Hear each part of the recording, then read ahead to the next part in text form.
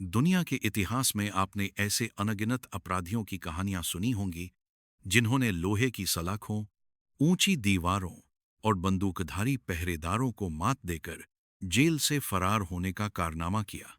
लेकिन जापान के इतिहास में एक ऐसा नाम दर्ज है जिसकी दास्तान किसी फिल्मी कहानी से भी ज्यादा अविश्वसनीय लगती है। यह कहानी किसी खूंखार गैंगस्टर या सीरियल किलर की नहीं, बल्कि एक ऐसे इंसान की है जो खुद को हमेशा बेगुनाह बताता रहा, मगर हालात ने उसे ऐसी अंधेरी दुनिया में धकेल दिया जहां इंसानियत की कोई कीमत नहीं थी। जेल के भीतर उसके साथ जानवरों से भी बदतर व्यवहार किया जाता था। हर दिन मारपीट, अपमान, गालियां और अमानवीय यातनाएं उसकी जिंदगी का हिस्सा बन चुकी थीं। लेकिन उसने टूटने से इनकार कर दिया। उसने तय कर लिया कि अगर सिस्टम उसे कैद करना चाहता है तो वह हर बार उसकी दीवारें तोड़ देगा। उस इंसान में कुछ ऐसी अजीब क्षमताएं थीं जिन पर आज भी लोग यकीन नहीं कर पाते।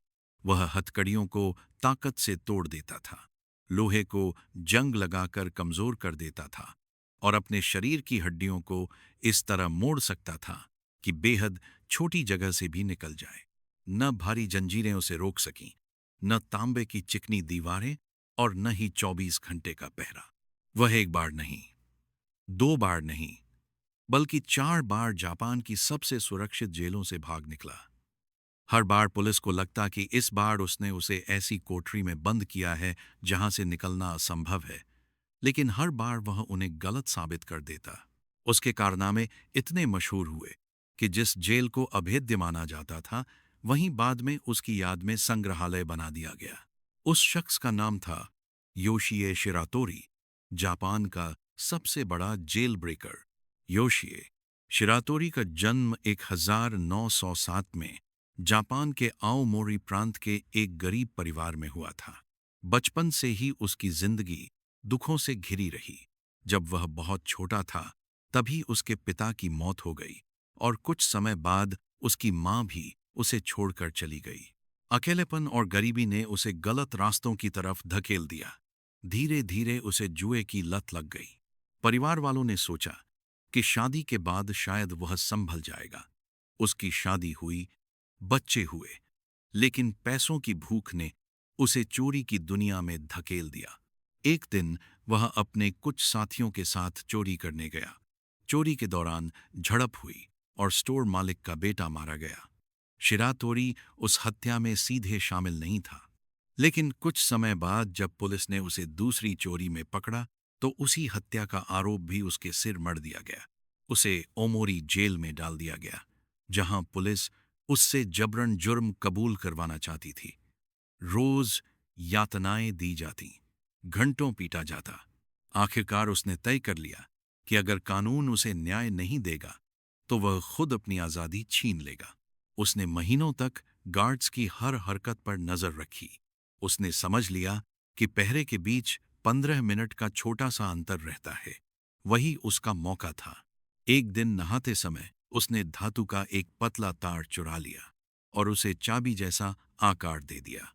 18 जून 1936 की सुबह जैसे ही गार्ड उसके सेल के सामने से गुजरा, शिरातोरी ने उस तार से एक एक कर सारे ताले खोल दिए।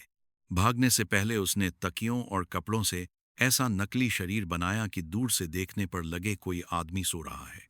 इतना ही नहीं, हर दरवाजा पार करने के बाद वह उसे दोबारा बंद करता गया ताकि किसी को शक न हो। सुबह जब गार्ड वापस आया तो उसे लगा कैदी अभी भी सो रहा है, लेकिन जब चादर हटाई गई तो अंदर सिर्फ कपड़े और तकिए थे। तब तक शिरातोरी जेल की दीवार पार कर गायब हो चुका था। यह उसका पहला जेल ब्रेक था। लेकिन आजादी ज्यादा दिन टिक नहीं सकी। भूख और बेघरपन ने उसे मजबूर कर दिया। वह चोरी की नीयत से एक अस्पताल में घुसा, मगर पकड़ा गया। इस बार अदालत ने उसे उम्र कैद की सजा सुना दी। 1942 में युद्ध के दौरान उसे अकिता जेल भेजा गया। प्रशासन पहले से उसके कारनामों से परिचित था, इसलिए उसे एक खास सेल में रखा गया। दीवारों पर चिकनी तांबे की परत चढ़ी थी ताकि कोई चढ़ न सके। ऊपर सिर्फ एक छोटा वेंटिलेशन था। उसे 24 घंटे हथकड़ियों में जकड़ कर रखा जाता। गार्ड्स उसे बुरी तरह पीटते और अपमानित करते।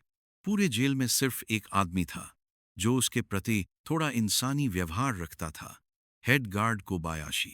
लेकिन अत्याचार जितना बढ़ता गया, शिरातोरी का इरादा उतना ही मजबूत होता गया। उसने रातों में चुपचाप हथकड़ियां खोलना शुरू किया और चिकनी दीवारों पर चढ़ने की प्रैक्टिस करने लगा। वेंटिलेशन की खिड़की धातु की थी, मगर उसका फ्रेम लकड़ी का था। हर रात वह धीरे धीरे उसे ढीला करता और फिर सब कुछ पहले जैसा कर देता। आखिरकार एक तूफानी रात उसने सही मौका चुना। तेज बारिश और अंधेरे के बीच उसने खिड़की उखाड़ी और गायब हो गया। कुछ महीनों बाद भूख और थकान से टूटा शिरातोरी सीधे कोबायाशी के घर पहुंचा। उसने कहा कि वह आत्मसमर्पण करना चाहता है, लेकिन पुलिस के सामने नहीं, बल्कि न्याय विभाग के सामने, ताकि जेलों के अत्याचार उजागर कर सके। कोबायाशी ने सहानुभूति दिखाई, उसे खाना खिलाया, लेकिन जैसे ही शिरातोरी बाथरूम गया, उसने पुलिस बुला ली। कुछ ही देर में शिरातोरी फिर गिरफ्तार हो चुका था। उस रात उसने कसम खाई कि अब वह किसी पुलिस वाले पर भरोसा नहीं करेगा। अब उसे भेजा गया जापान की सबसे खतरनाक जेल, आबाशिरी प्रिजन। यह ऐसी जेल थी जहां से कभी कोई जिंदा भाग नहीं पाया था। चारों तरफ बर्फीले पहाड़, ऊंची दीवारें, बंदूकधारी गार्ड्स और मौत जैसा मौसम। गार्ड्स रोज उसे चुनौती देते, अगर दम है तो यहां से भाग कर दिखा। एक दिन उन्होंने उसे इतना पीटा कि उसने गुस्से में अपनी हथकड़ियां खींचकर तोड़ दी। इसके बाद उसके लिए 20 किलो वजनी खास बेड़ियां बनवाई गईं। अब वह उन्हीं बेड़ियों में खाता, सोता और जीता था। उसके घावों में कीड़े पड़ने लगे। सबको यकीन था कि अब वह कभी नहीं बच पाएगा। लेकिन शिरातोरी महीनों से एक खामोश योजना बना रहा था। जेल में रोज उसे मिसो सूप मिलता था। उसने देखा कि उसमें नमक बहुत ज्यादा है। उसने रोज थोड़ा थोड़ा सूप बचाना शुरू किया और चुपके से उसे हथकड़ियों और लोहे के बोल्ट्स पर डालता रहा। धीरे धीरे नमक ने लोहे को जंग लगा दी। 1944 की एक अंधेरी रात, जब पूरे जापान में युद्ध के कारण ब्लैकआउट था, उसने जंग लगी बेड़ियां तोड़ दी। फिर उसने दरवाजे की छोटी खिड़की के बोल्ट निकाले, लेकिन खिड़की इतनी छोटी थी कि कोई इंसान उसमें से निकल नहीं सकता था। यहीं उसने अपनी सबसे अजीब क्षमता दिखाई। उसने अपने कंधों की हड्डियां खिसका दी, शरीर को सिकोड़ लिया और उस छोटी सी जगह से बाहर निकल गया। इस तरह वह तीसरी बार जेल से भाग निकला। युद्ध खत्म हुआ। सबको लगा वह मर चुका है। लेकिन 2 साल बाद पुलिस ने एक आदमी को हत्या के आरोप में पकड़ा और पहचान होने पर सब सन्न रह गए। वह फिर वही था, योशिए शिरातोरी।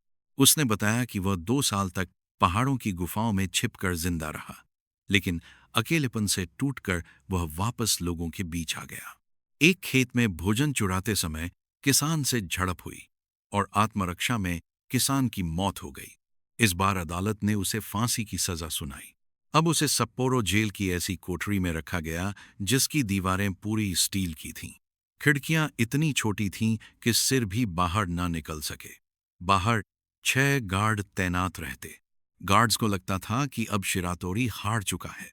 वह दिन भर चादर ओढ़कर लेटा रहता, लेकिन असलियत कुछ और थी। वह अपने सूप के कटोरे से जमीन खोद रहा था, मिट्टी को गद्दे के नीचे छिपाता और ऊपर देखकर ऐसा दिखाता मानो छत से भागने की सोच रहा हो। महीनों की मेहनत के बाद उसने फर्श के नीचे सुरंग बना ली।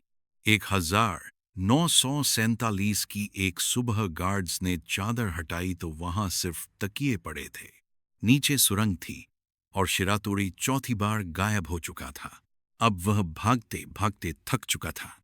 एक दिन पार्क की बेंच पर बैठा वह अपनी जिंदगी के बारे में सोच रहा था कि तभी एक पुलिस अधिकारी उसके पास आकर बैठ गया।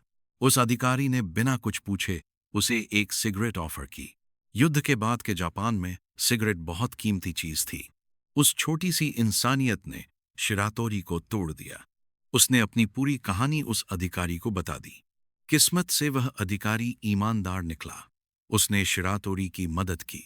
दोबारा मुकदमा चला और अदालत ने माना कि किसान की मौत आत्मरक्षा में हुई थी। फांसी की सजा रद्द कर दी गई। उसे 20 साल की सजा मिली, लेकिन इस बार उसे ऐसी जेल भेजा गया जहां कैदियों के साथ इंसानों जैसा व्यवहार होता था। शिरातोरी ने पहली बार सजा को स्वीकार किया।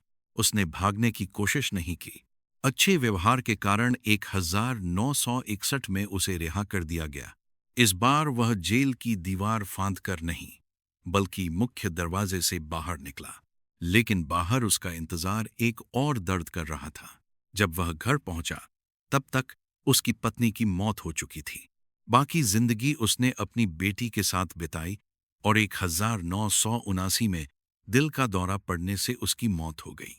आज उसकी कहानी जापान की सबसे अविश्वसनीय दास्तानों में गिनी जाती है। जिस आबाशिरी जेल में उसके साथ नर्क जैसा व्यवहार हुआ था, वहीं बाद में उसकी याद में संग्रहालय बनाया गया। आज भी वहां उसकी प्रतिमा उस छोटी खिड़की के पास खड़ी है, जहां से निकलकर उसने पूरी दुनिया को हैरान कर दिया था।